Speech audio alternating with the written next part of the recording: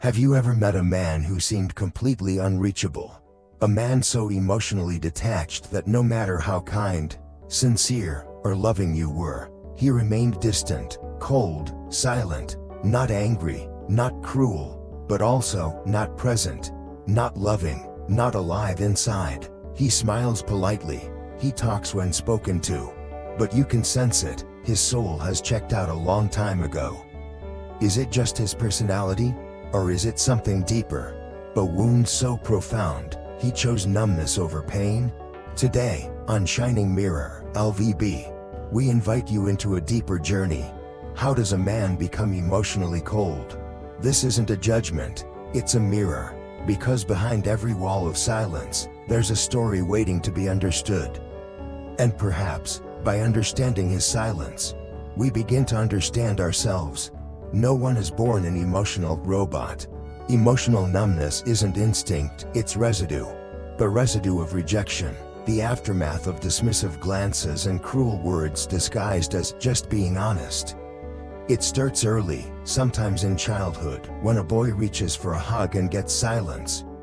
When sadness is called weakness, and tears are labeled girly.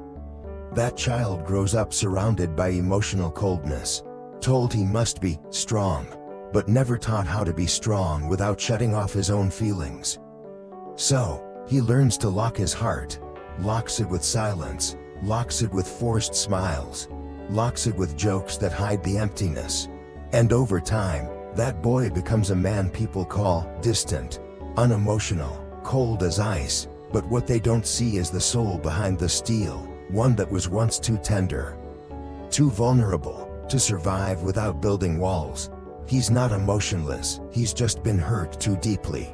Shining Mirror-LVB shares this not to accuse, but to illuminate, because sometimes, the coldest man was once the warmest soul.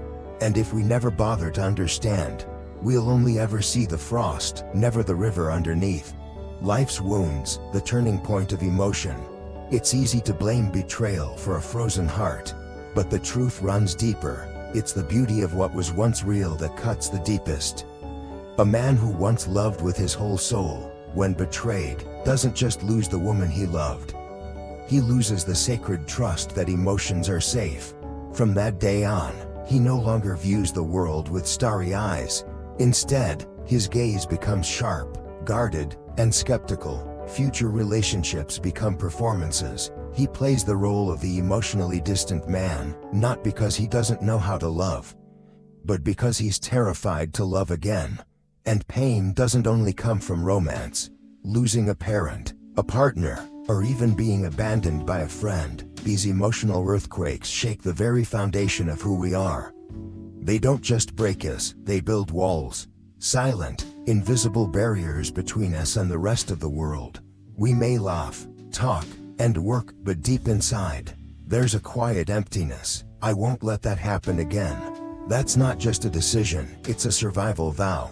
A silent oath to harden, to silence the heart, to feel nothing, because in a world where love can destroy, feeling nothing becomes the safest way to live. Love, from longing to retreat. Here's the painful paradox. That cold, distant man, he's actually starving for love. Desperate to trust again. His heart isn't frozen, it's just buried under layers of hurt built over time. He yearns for a touch strong enough to make him feel safe.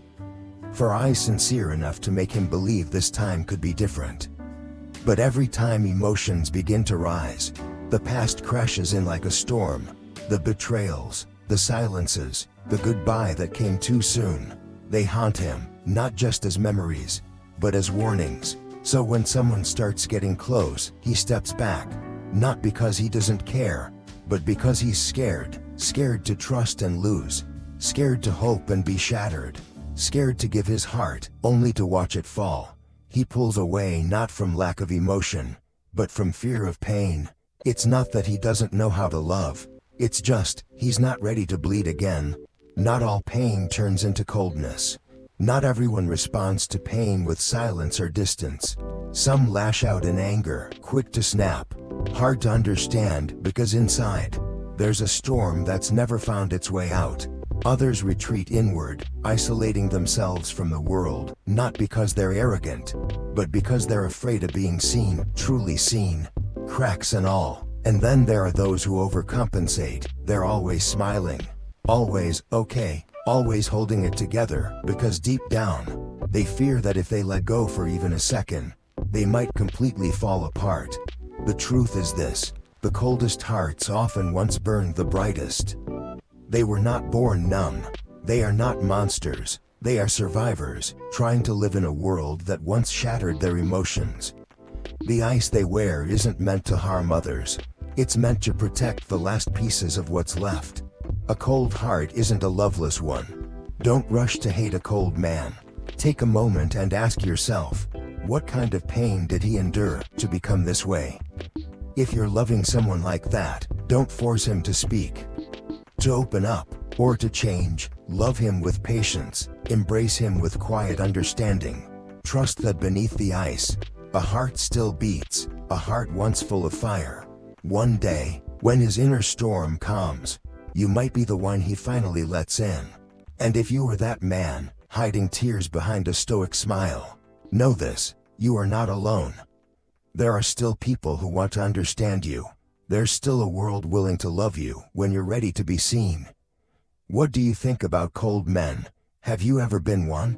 Drop your thoughts in the comments below. We want to hear your story. If this message touched your heart, don't forget to like, share, and subscribe to the channel so we can keep spreading healing and truth. This is Shining Mirror-LVB. Thank you for watching, and always remember, behind the silence, there's a story waiting to be told.